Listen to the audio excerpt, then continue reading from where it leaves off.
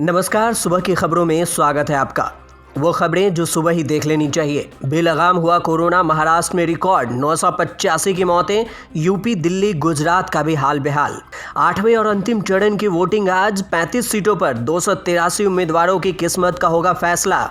तो असम में देर रात फिर आया भूकंप, एक के बाद एक लगे 6 झटके। चेन्नई ने हैदराबाद को हराया, 7 साल बाद जीते लगातार 5 मुकाबले। नील आर्मस्ट्रांग को चांद पर पहुंचाने वाले पायलट माइकल कॉलिंस का निधन।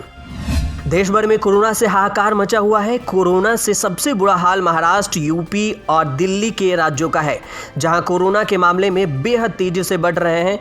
बीते 24 घंटे में भारत में पहली बार 3000 से अधिक मौतें दर्ज की गई है, जबकि एक दिन में कुल 3,80,000 कोरोना के केस दर्ज किए गए हैं।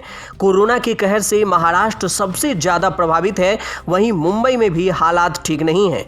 महाराष्ट्र में बुधवार को रिकॉर्ड 985 लोगों की कोरोना से मौत हो गई, साथ ही 63,309 लोग कोरोना पॉजिटिव पाए गए। हालांकि 24 घंटे में 61,183 डिस्चार्ज हो गए। राज्य में अब तक 44,73,394 लोग कोरोना से संक्रमित हो चुके हैं। यूपी की बात करें तो यूपी में भी कोरोना से मरने वाले मरीजों की संख्या लगातार बढ़ रही है। यूपी में पिछले 24 घंटे में कोरोना के 29,824 नए केस सामने आए हैं और 266 लोगों की मौत हो गई है। सबसे ज्यादा 3759 केस लखनऊ से दर्ज किए गए हैं। चुनावी राज्य पश्चिम बंगाल में कोरोना को लेकर जो आंकड़े सामने आए हैं वो डराने वाले हैं। यहां हर तीसरे व्यक्ति की कोविड रिपोर्ट पॉजिटिव पाई जा रही है। पिछले 24 घंटे के ही आंकड़े देखें तो यहां 17,207 नए मरीज मिले हैं, वहीं 77 लोगों ने संक्रमण से अपनी जान गंवाई है। इस हिसाब से बीते 24 घंटे में बंगाल में हर घंटे 717 नए संक्रमित मिले और हर घंटे 3 लोगों की मौत हुई। राष्ट्रीय राजधानी में भी कोरोना का कहर जारी है। पिछले 24 घंटे में कोरोना संक्रमण के 25,986 नए मामले सामने आए हैं। 368 मरीजों की मौत हुई है। दिल्ली में अब तक 10,53,701 कोरोना संक्रमित हुए हैं और 15,377 मरीजों की मौत हुई है। दिल्ली में एक दिन में 20 अप्रैल को सबसे अधिक 28,395 लोग संक्रमित हुए थे। गुजरात में कोरोना वायरस संक्रमण के 14,120 नए मामले सामने आए, जबकि 174 और लोगों की कोरोना महामारी से जान चली गई। एक दिन में प्रदेश में हुई मौतों का यह सर्वाधिक आंकड़ा है। वहीं देश भर में अब तक कुल 2,10,00,000 लोग कोरोना से संक्रमित हो चुके हैं। अब तक कुल 2,04,000 से ज्यादा मौतें हो चुकी है। पश्चिम बंगाल में कोरोना वायरस संक्रमण के बढ़ते मामलों के बीच आज 8वें और अंतिम चरण के विधानसभा चुनाव हो रहे हैं। इनमें 84 लाख से ज्यादा मतदाता विधानसभा की 35 सीटों पर 283 से ज्यादा उम्मीदवारों की किस्मत का फैसला करेंगे। अंतिम चरण के चुनाव में सभी की निगाहें तृणमूल कांग्रेस की वीरभूम जिला अध्यक्ष अनुब्रत मंडल पर होंगी, जो निर्वाचन आयोग की कड़ी निगरानी में है। मुर्शिदाबाद और बीरभूम की 11 विधानसभा सीटों पर, मालदा की 6 और कोलकाता की 7 विधानसभा सीटों पर मतदान हो रही है। इसके लिए कुल 11,860 मतदान केंद्र बनाए गए हैं। तृणमूल कांग्रेस के 2 मंत्री शशि पांजा और साधन पांडे क्रमशः उत्तरी कोलकाता के श्याम पुकुर और मानिक ताला सीट से मैदान में है। वहीं निर्वाचन आयोग के एक अधिकारी ने कहा है कि मतदान प्रक्रिया के दौरान कोविड-19 संबंधी दिशा निर्देश सख्ती से अनुपालन सुनिश्चित कराया जाएगा। निर्वाचन अधिकारी ने बताया कि पूर्व के चरणों में हिंसा हुई, खासकर चौथे चरण में मतदान के दौरान कूच बिहार में 5 लोगों की मौत हुई। इसके मद्देनजर सुरक्षा इंतजाम बढ़ा दिए गए हैं।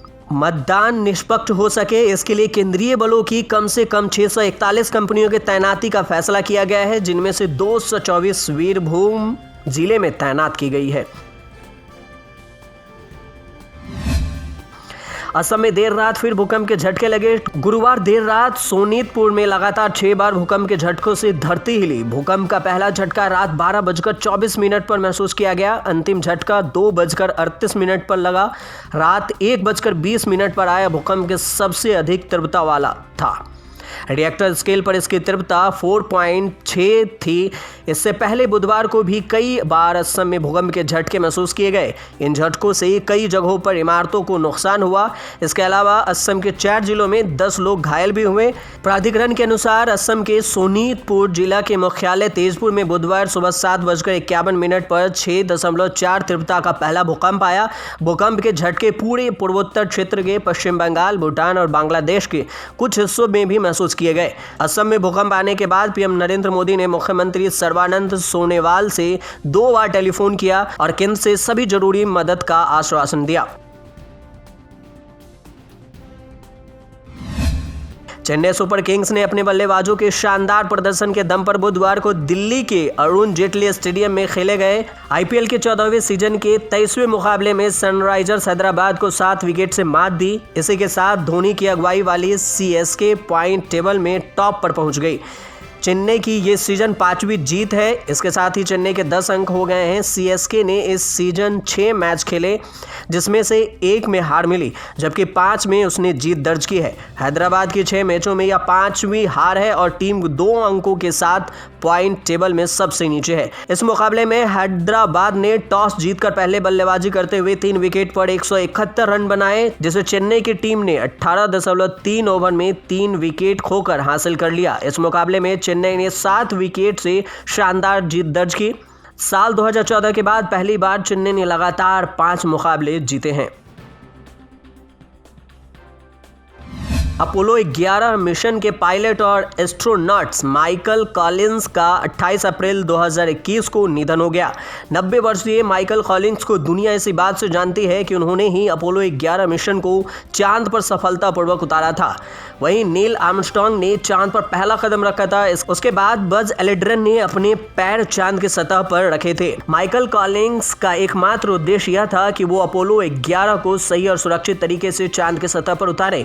इसके बाद नील और बज को लेकर वापस धरती की ओर आ सके। अपोलो 11 अंतरिक्ष यान को 1969 में अमेरिका के Kennedy space centre launch complex 39A से सुबह 8:32 पर लॉन्च किया गया था। अपोलो 11 से निकलकर चांद पर जिस मॉड्यूल्स में ये नील और बज गए थे उसका नाम द ईगल था। इन तीनों एस्ट्रोनॉट्स के लिए चांद की यात्रा आसान नहीं थी। यात्रा की शुरुआत हुई थी धरती से रेडियो संपर्क टूट गया था। इसके बाद यान के कंप्यूटर से ग्लिच आया था। द ईगल में ईंधन की कमी थी। नील, बज और माइकल की टीम चांद की यात्रा पूरी करने के बाद 24 जुलाई 1969 को वापस धरती पर लौटी थी। इनके लैंडिंग कैप्सूल का स्पेशल डाउन प्रशांत महासागर में हुआ था। अपोलो 11 मिशन को पूरा करने के लिए दुनिया भर के 40,000 से ज्यादा लोगों ने अपने मेहनत और समय का योगदान दिया था।